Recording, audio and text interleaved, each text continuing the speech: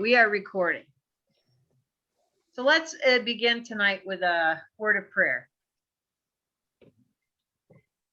Dear God, we thank you for this medium once again. And God, if this pandemic wasn't on, this group could not be gathered together. So God, you have called each one of us from where we are.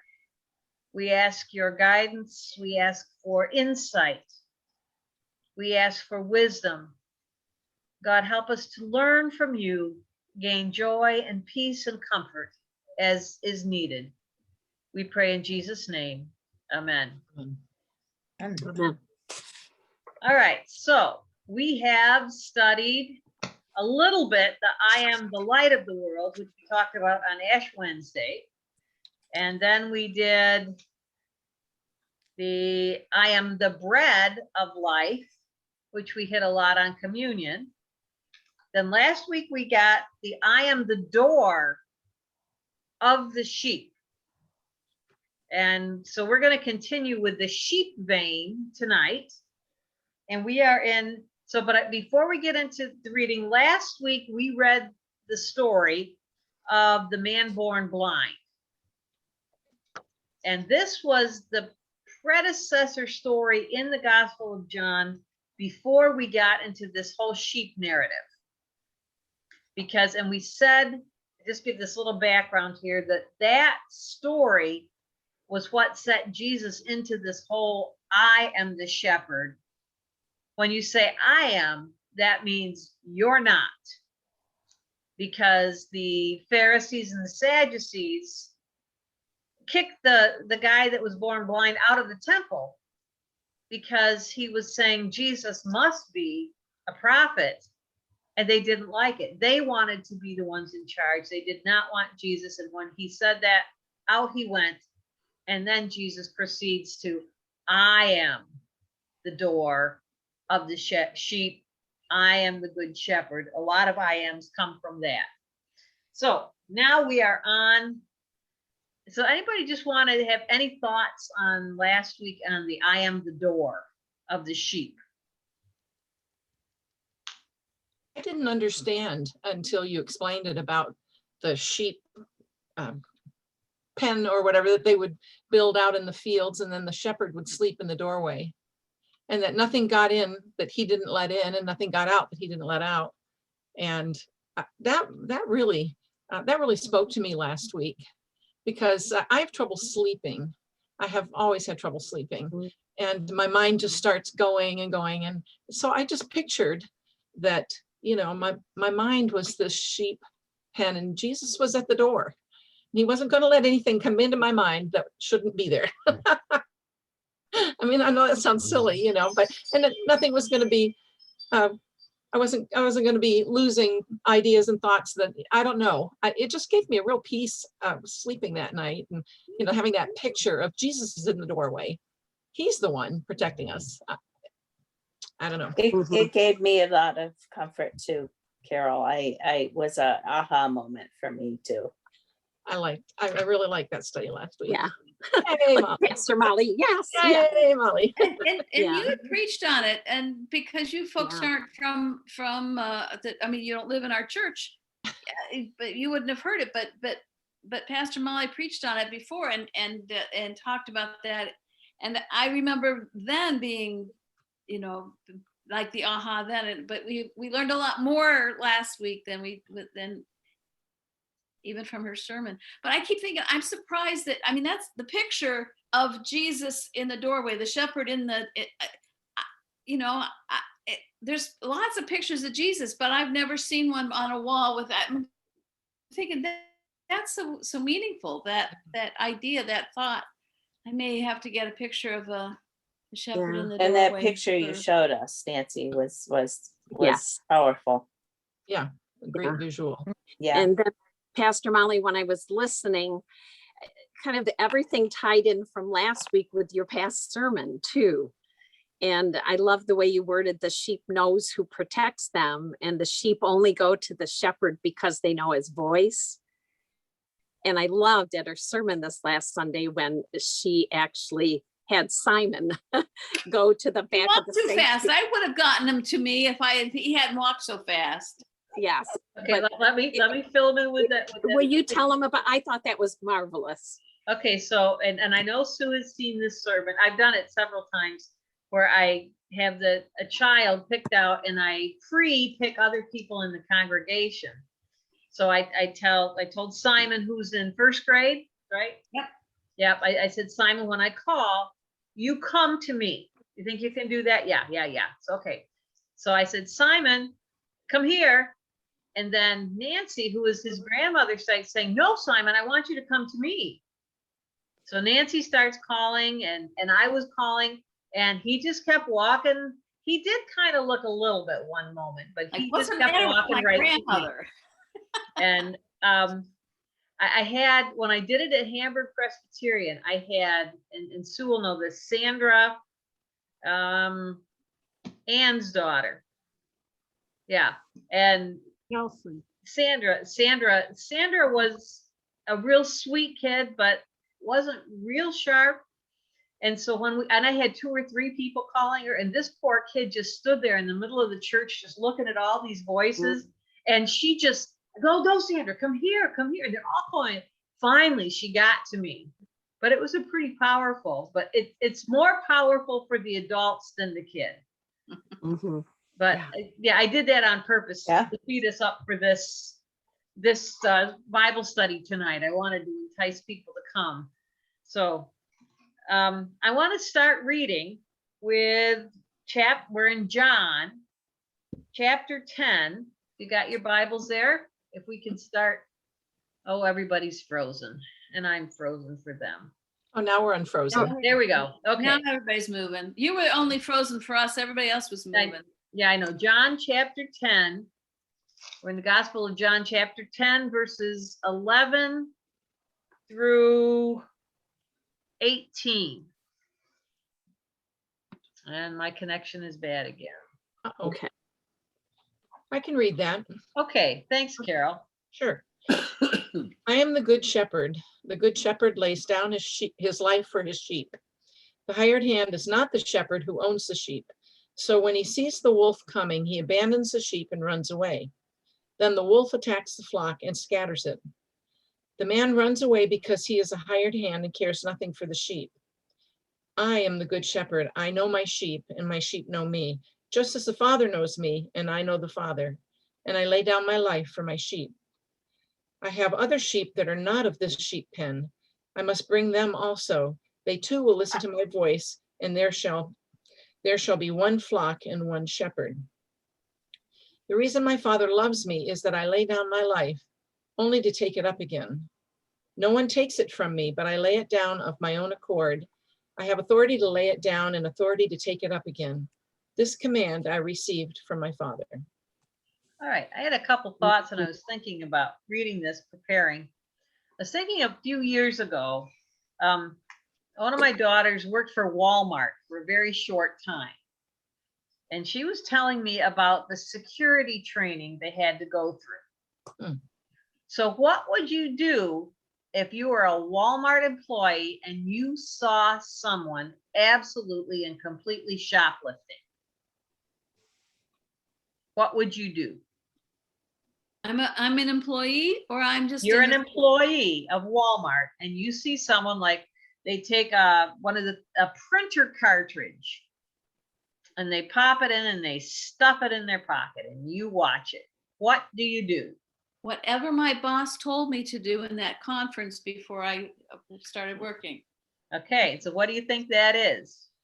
Do you have to Go to the manager. wait till they actually leave the store with the product? I think they do. I think you'd have to wait, because otherwise they could say, well, I was just putting it there till I got to the checkout. So Yeah. I guess you'd want to keep an eye on them to see if they actually physically leave. I don't know. This is what you do. Absolutely nothing. Ah, Because if you confront them or do anything, you are more liable. It's bigger liability for the company if you should get hurt confronting someone who's stealing. mm, So you might want to alert the person that does security, but you basically do nothing because they're the ones watching. They're the only ones that can do anything, and you don't even need to alert them. You do nothing. Hmm.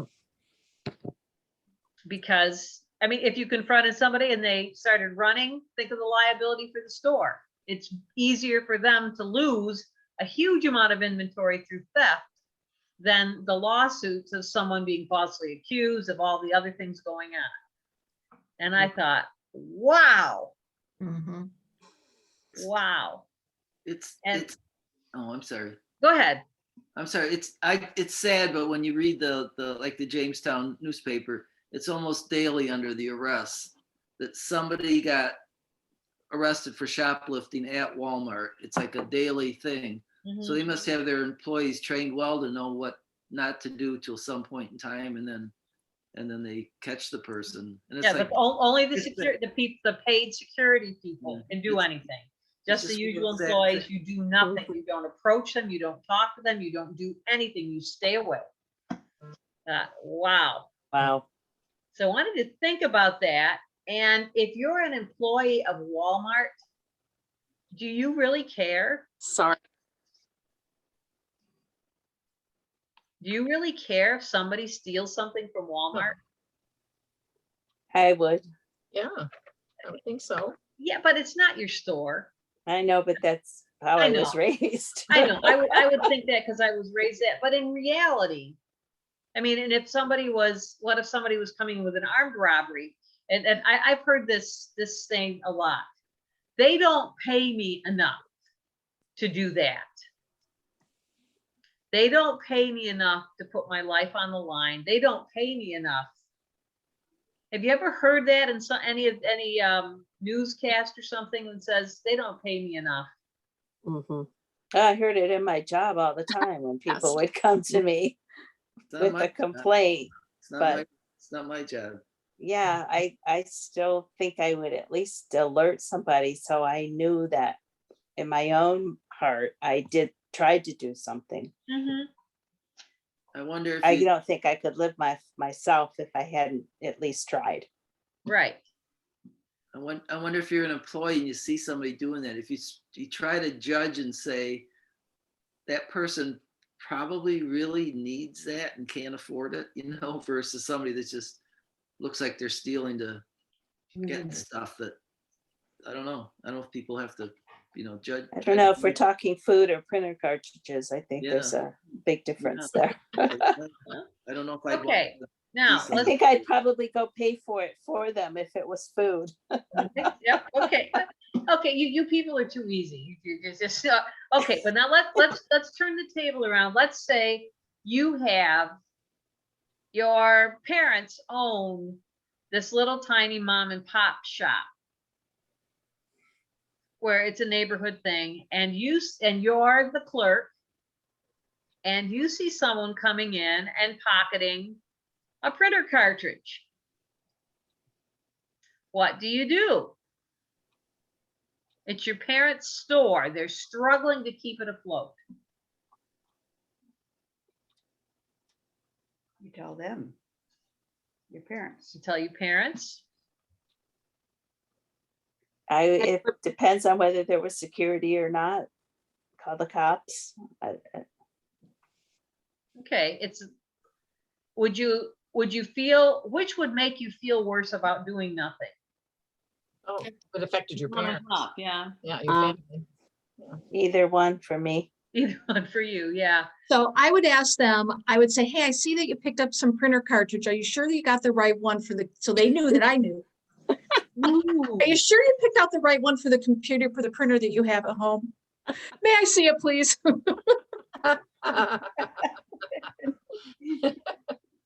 Okay, well, the point I wanted to put is the ownership. If it's your family, your things, it's going to affect you. And a printer cartridge is it sells for quite a bit. That's $30 maybe. That goes out total profit down the drain. So Jesus is saying, I am the good shepherd. And he says the man runs away because he's a hired hand and cares nothing for the sheep. So if you're the store owner yourself, you're going to care a lot more about someone coming in and stealing than if you're just working for someone. So Jesus says, I am the good shepherd, and he is working for whom? Your salvation, I guess. Well, with the sheep. Let's keep it in the thing. Who is the shepherd working for? Himself. He's the owner. He owns these sheep. There's an awful lot of hired people that if a wolf or a bear or something came along that was going to actually threaten their lives, either their lives or the sheep life, and you don't own these sheep, do you care as much as you would if you owned the sheep? So the hired hand wouldn't be the one that would be sleeping in the entrance to the pen. It would have to be a shepherd. Well, in that situation, remember, these are illustrations, but it would be the shepherd would be the owner of the sheep. But Jesus is comparing the difference between the shepherd who owns the sheep and the hired hand, who's only there in for doing the job or not doing the job. The shepherd is there, that's his livelihood, that's his whole life. And besides that, if you're the shepherd, what's your relationship with the sheep? A good shepherd. Well, you know each one's name. Okay. What else do you know? He's like a parent to the sheep. A bit. These are people that love their flocks. Mhm. Okay, now I'm going to take us down another road. Another road. I want to look at the idea of a good shepherd. So let's put that in terms of a different place. A good doctor. I want you to tell me what you think about a good doctor. a good doctor. Mhm. I think a good doctor listens well. Okay. Keeps informed on what's happening, knows the new stuff, so can always take care of us and becomes informed so that always can do the best care. Okay, so the doctor does the best care because he's informed. He Mhm. listens well. I will say he, we'll say she or he. Mhm. Tell me some more about a good doctor. Probably the doctor would try to get to know you and some more about you than just doing business, in and out, but get to know about you or your family or become more personal with Okay, you. knows you a little more personally, knows about you. Anything else about a good doctor? Available. Okay. If you Renee's trying to get into a doctor, she can't get in until April, yeah, available. You want to be able to get care when you need it, not wait until Right. it's convenient. What else about a good doctor? Compassionate. Compassionate. Okay. He's informed about everything. He keeps up to date and takes new courses as new medications come out or treatments. Okay. Knowledgeable. Okay. Knowledgeable, compassionate. You'd feel comfortable with the doctor, at ease, and trusting. Trust. Okay. Trusting. Mm. All right. What about a bedside manner? That would be with compassionate, I would think. Well, I've had experience with that. And so initially I thought that was important to me. My husband was seeing an oncologist, and when we went in, I didn't like him at all because I thought he was very cold. And then when he came and told us that there was nothing more he can do, and that basically my husband was going to die, I turned and looked at him, and he had his head down and he was crying. And he said, "I'm really sorry." And I said, "No, I appreciate that, because if this is the first time I've thought that you've like cared." And I realized in my own mind that I was judging him by not being caring, but I thought how many people he has to tell every single day that their life was ending or potentially ending, and how you have to kind of separate that. So since that time, I've tried to look at that a little bit different, because I initially didn't like him because I thought he was cold. And then I realized that, on some level, you kind of got to separate yourself from telling people they're dying every day. So Yeah. There's a fine line for the doctor to be professional. there is a fine line. I don't know personally how they do that, but I was judging him wrongly initially. Mhm. So a good doctor, I think my kids had the best pediatrician in the whole world. His name was Dr. Parikh, and he was in Dunkirk, and he was this tiny little Indian. I think he was from Sri Lanka, but he probably weighed about 90 pounds soaking wet. And he just loved the kids. I mean, you could just see it in him. And I remember him, and my daughter still never lets me forget it. She had the fattest legs as a baby, and he just started laughing and said, "She's got the fattest legs." "So Mrs. Golando, the baby looks so good today, but she's got such fat little legs." And he would, if the kids had been sick and not even really sick, he would call me on a Sunday afternoon to see how they were doing. Wow. And that was just, he was, and everybody that had Dr. Parikh, all the kids in the neighborhood, they just loved him. And he doesn't look like the kind of guy that kids would go to, but he loved the kids. I think he's still practicing, and he's got to be in his 70s now, maybe, late 70s. But he was a good doctor. He knew what he was doing. Saved my son's life once. But it was, what separated him from the other doctors was because he just truly loved the kids. And so I thought a lot about that with the Good Shepherd. Now compare what that Good Shepherd with what we just said about a good doctor.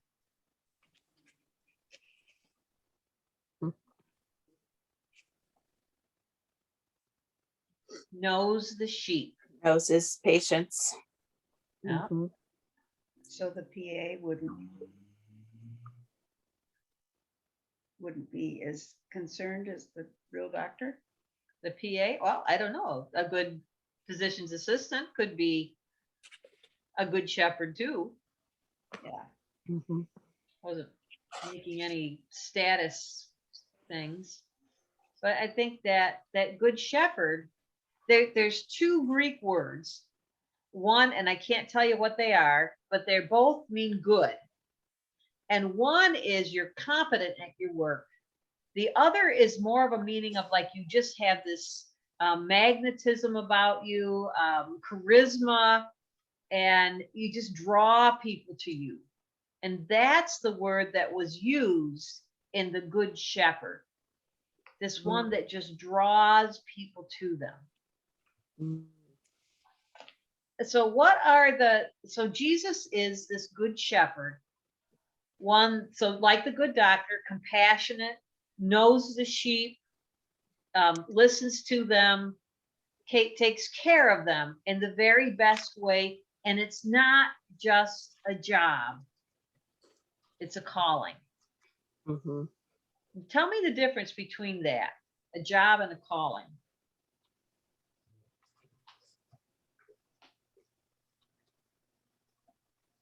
job you get money and so you can live.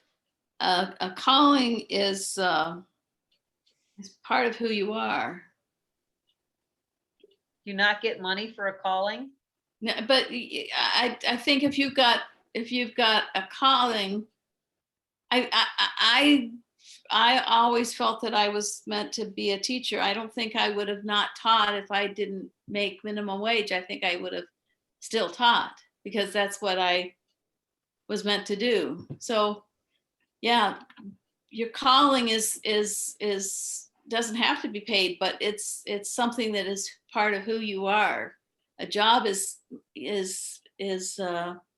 do. for some people what they have to do so that their family can eat and live. And Mhm. Yeah, I always felt blessed every day to go into teaching because I just loved it.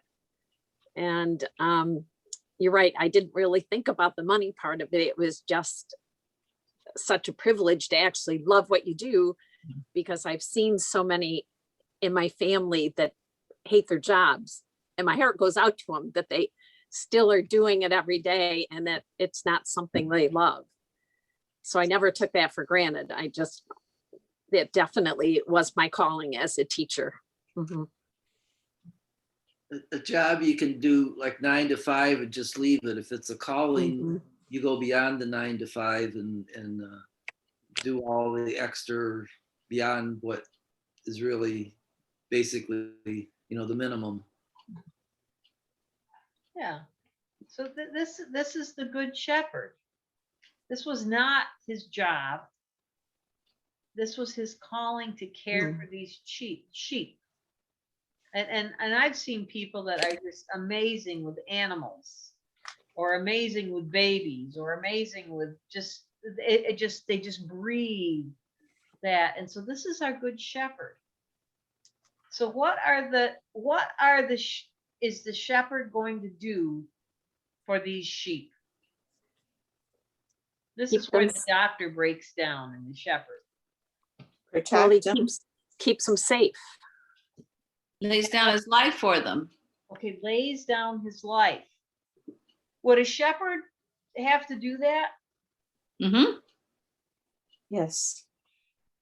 Yeah. And freely.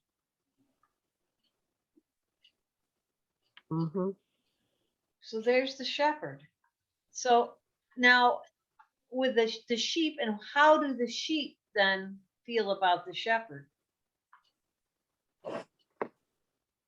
They Lays listen down to his his- voice. Trusted the shepherd. Mhm. And will follow the shepherd Mhm. no matter what. Listen to his voice. There's a word I'm looking for that I'm not hearing. Loyalty. Of course you are.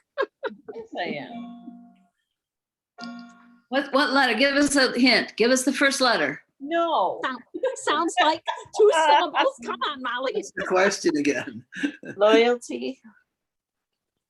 Devotion. Devotion. Yeah, that's a good one. Passion. Yeah, give us the question so we get answer it the right way. Okay, there's just one word that the relationship with the sheep and the shepherd. They are followers. That's not it. Molly, does it have anything Father. to do with A the- bond. Wait, Sue, Wait, say what's- something. I'm not hearing you, Sue. does it have anything to do with the sheep are pretty dumb? It doesn't matter if they're dumb or they're smart. The word would be the same. There's a bond between them. There's a bond that would have to do with this word. Is it the father? No, it's about the relationship. Well, they Trust. recognize his voice. The sheep know the shepherd. Sheep know the shepherd's voice. Yeah, Not trust. No. man, you guys are sheep. Parent, a parent, like a parent, a father. Starts with an L, and it's not loyalty. Love. Love. Love. Love. Gee. Hey, wait, let's do our love. Okay, we got it. All right. Yeah, I'm not coordinated. I All can't. right, Molly, how do you know that the sheep love the shepherd? Thank you. Well, how do you know? And it wasn't Dottie asking that one. All right, Sue. Yeah, you go, girl. Okay, how do you know a dog loves its owner? It obeys him, Oh, he follows sits him. in and- your lap and he licks your face. She don't do that. Comes up with his nose. Even do cats. I'm just saying. Okay, Dottie, you go. Sue said that. What? He comes up with his nose and kind of caresses you with his nose. The dog, okay. Can you believe that a dog loves the master? Yes. Yeah. So why can't you believe that sheep can love the shepherd? They're dumb. I don't think they have that kind of emotion. You don't know? They're not demonstrative the way a dog is. I don't know. I don't know that. I've never been around sheep. But I know sheep will definitely come with the master calls and won't will come with the shepherd calls, but won't come to anybody else. But they're obedient. So that doesn't necessarily mean love, but they are obedient to their master.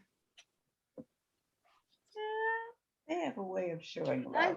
well, you know, we'll just let you think about that.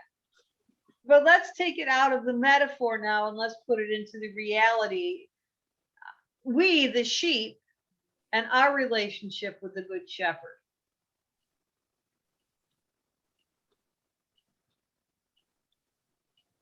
Are we supposed to be answering? Yeah, what would you like? What do you want to know? No, I think I'm just taking it out of the sheep, the metaphor, out of the sheep and the master, the sheep and the shepherd, and take it now into to us human beings in the metaphor of sheep.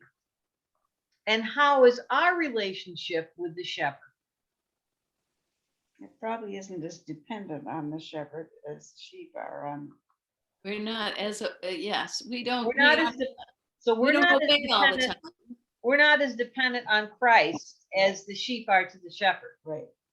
No. I mean, we aren't, or we should be, or we shouldn't be. What's in there? Well, We should be like the sheep, but we're not. Hang on, Sue's microphone isn't working too well. Go ahead, Sue. well, I think we're trusting of the shepherd.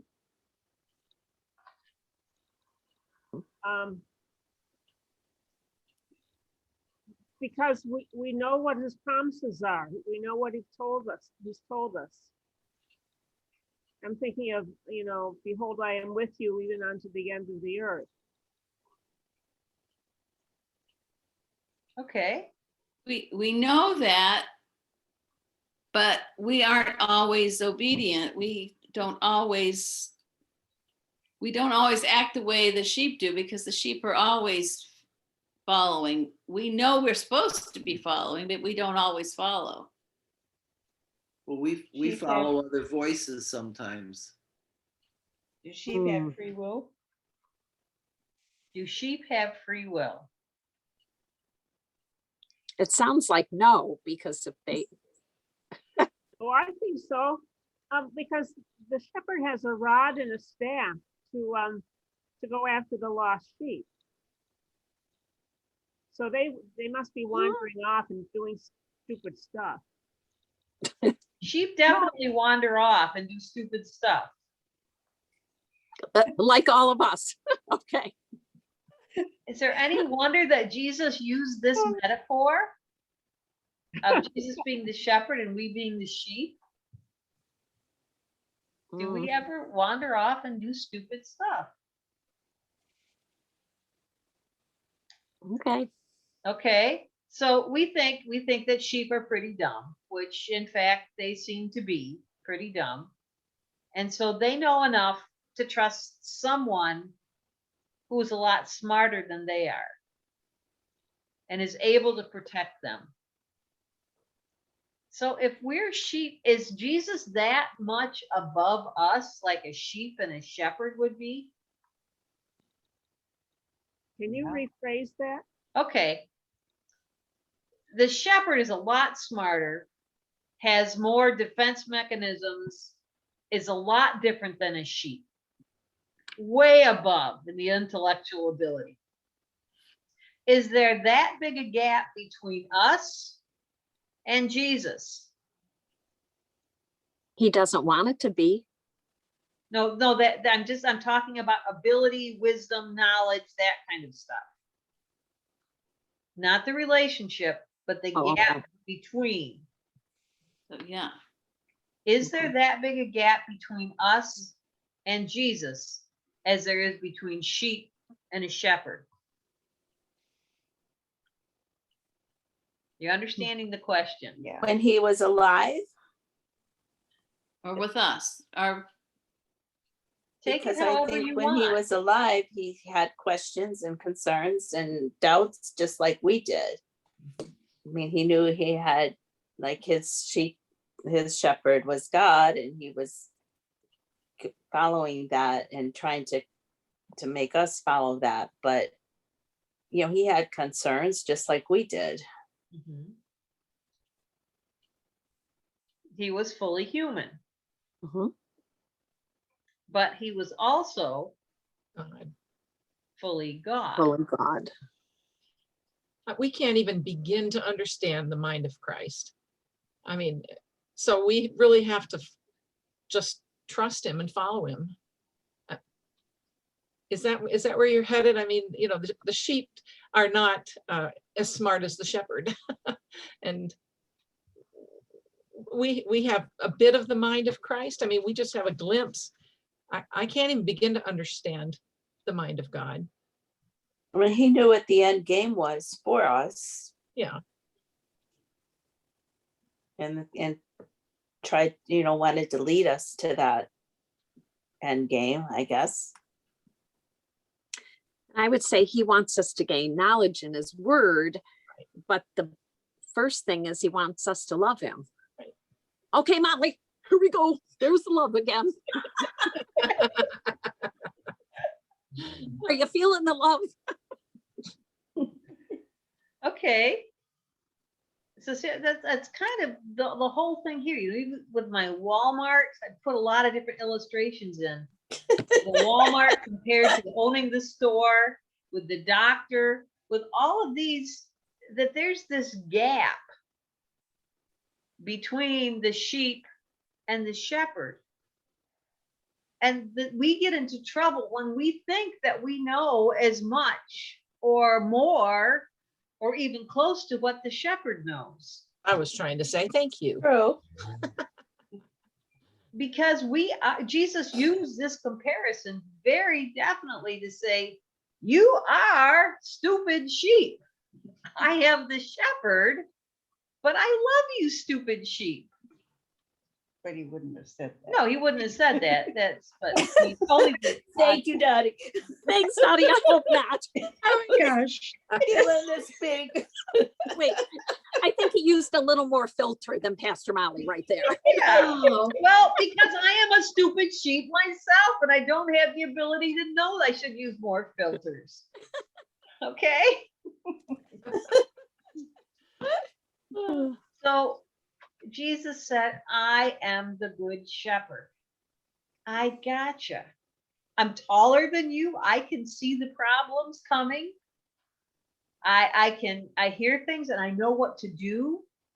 You worry about it, you get all fretful about stuff, but I'm the shepherd. If you would just stop being so independent, if you would stop being the stupid sheep you are, or at least recognize that you're stupid sheep and realize that I'm not, if you would just follow me and just realize how much I love you. I know each of you by name. I know everything about you. I know, and I've got my rod. The rod is actually the thing with the crook on it. The staff is the thing that's got the shepherd uses to beat off other animals. So the rod is the crook. I've got my rod to save you.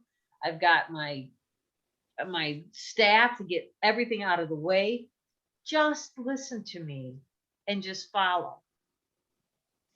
See, and you think about, here's another little illustration.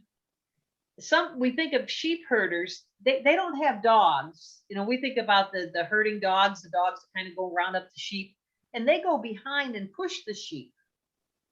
The shepherd goes before and the sheep follow.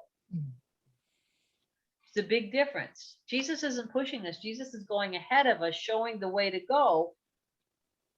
And we just have to follow. We don't have to make any decisions. We don't have to try to figure out what's the best way to do things. We just have to follow. Because Jesus will do everything that we need, and up to the point of laying down his own life, which he did. And there's the metaphor.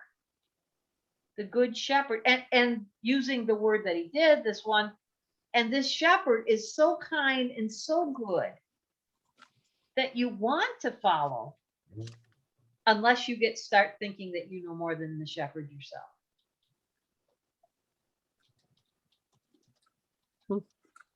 Okay, so what comments do you got on that? I think it's good to think about, like you said, there's such a big gap between us and Christ that I think we don't always recognize or realize or adhere to. Okay, yeah, we like to think. Yeah, go ahead, Dan. We try to follow Jesus, the good shepherd, but we don't always do it. We go off and get lost, but Jesus doesn't just leave us. He comes and finds us and looks for us. That's right. That's right. That's that. What other parables of sheep can you think of? You think of one, Dan? With that, Yeah, one where you go find the one lost sheep. right? One. The 99. You leave the 99 and go look for the one lost sheep. Yep. You just wonder what those 99 are doing while he's off. They're getting lost. The helpers are taking care of them. Yeah, they got the hired hands taking care of them. They're okay. The grass. Yeah, you let them, as long as they're eating it, not smoking it. Yeah. Uh-oh, that'll go on the filters didn't come up again for that. That's bad. All right. Okay. All right. So that good shepherd, it was a very well chosen metaphor. Mhm. The good shepherd and the sheep. Wow. I never thought about this in this way. It's great. Thank you. Never thought about being a stupid sheep. Yeah. Thanks, Pastor Molly. Welcome back, Carol. Sorry, Right. check on something. Yeah, and you know, I just with those sheep, if we just think about, you know, somebody who really does take care of sheep, or you put whatever other animal you want to put in the mix. You know, you might be more familiar with dogs or cats. And think of the owner taking care of the animal, the one that really loves the animal. They're going to do everything for that animal. And if the animal is sick, they're going to take it to the vet and give it the right food and put fancy bows in their hair, whether they like it or not. But if we think about God treating us more like pets and that caregiving role, how does that make you feel? Special. Does it make you want to run to the door when you hear Jesus coming? Yay! Jesus is home. Yay! It's probably better to use a dog than a cat in that illustration. Yeah, dog than a cat, yeah. Exactly. saying. Cats care less sometimes. No, cats, they ignore you by saying, I love you. It's like, oh, yes. If they look at you, I have acknowledged your presence. Yeah. No, they think they're God. That's the problem. That's right, see? See, that's why Jesus didn't choose cats for the illustration. Jesus chose sheep. Well, a big You know, part it's, of the shepherd's job was to fight off animals. And we can liken that to that things that we think are so threatening to us. Mm. Our good shepherd, Christ, is the one that should be fighting things off, not us taking it into our own hands to do that. mm, Yeah. I don't know, I'm thinking of Dad right now so much about when Jesus knows our name, because growing up with registered Holstein cattle, my dad had names for every one of them. And so here's a whole herd of cows coming in for milking to go into their stanchion. If there's 86 of them or 100 of them, he called them all by name, Wow. you know, because, and you know, they're all black and white. I mean, you're going, okay, how did you know that, Dad? But it's kind of neat to think of it in that way too. They all Jesus. had our names. Do you remember that? When he started running out of names, he named one Norlin and one Carol and one Yes. Diane and whatever, you know, yeah. I bet you had a Molly, didn't you? There's always a Molly the cow. Always is. Yeah. Oh, So you were named after us. No, I was named after a goat. A Make goat, the yeah. trip dead. I was named after. I was named after my mother's pet goat. So I can't help it the way I am. That is the truth. Okay. Oh, yeah. Glad I got back in time for that.